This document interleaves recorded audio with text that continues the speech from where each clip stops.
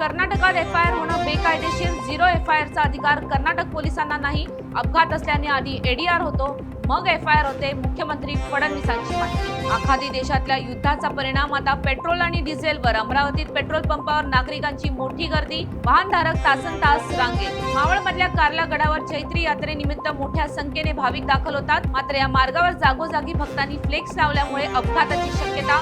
Flex हटवण्याच्या मागणीसाठी करण्यात आलं उपोषण. ट्रान्स बिल 2026 विरोधात ट्रान्सजेंडर समुदाय आक्रमक. मुंबईत आझाद मैदानात आंदोलन. दुरुस्त्यांमुळे लिंग ओळखीची कायदेशीर मान्यता नाकारली जाण्याची शक्यता असल्याचा आंदोलकांचा आरोप. सोलापुरात मुख्याध्यापकाने स्वीकारला अर्धनग्न आंदोलनाचा पवित्रा. अक्कलकोटचे प्रभारी गट शिक्षण अधिकारी प्रशांत आरबळेंनी नियमबाह्य केलेल्या बदल्यांविरोधात मुख्याध्यापक महांतेश कट्टीमनींचं महिनाभरापासून आंदोलन. मुलुंडमध्ये रविवारी तिघांवर जीवघेणा हल्ला करताना आरोपी कॅमेऱ्यात कैद. दोन्ही आरोपींना 25 मार्च पर्यंत कोठडी.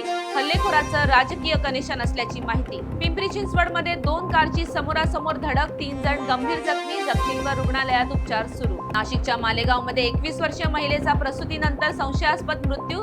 प्रसूतीनंतर बाळ सुखरूप, मात्र साक्षी मणीसचा मृत्यू डॉक्टरांच्या हलगर्जीपणामुळे झाल्याचा नातेवाईकांचा आरोप. सांगलीतल्या डफळापूर येथे शेततळ्यात बुडून मायलेकाचा मृत्यू झालाय. अनिलने पाण्यात पडलेल्या तिघांना वाचवलं, मात्र बुडणाऱ्या आईने घाबरून अनिलला घट्ट मिठी मारल्याने दोघंही मायलेक बुडाले. भिवंडीत कोनगावमध्ये अज्ञात चोरट्यांकडून घरफोडीचा प्रयत्न. घटना सीसीटीव्हीत कैद. 3 चोरट्यांच्या विरोधात कोनगाव पोलीस ठाण्यात गुन्हा दाखल.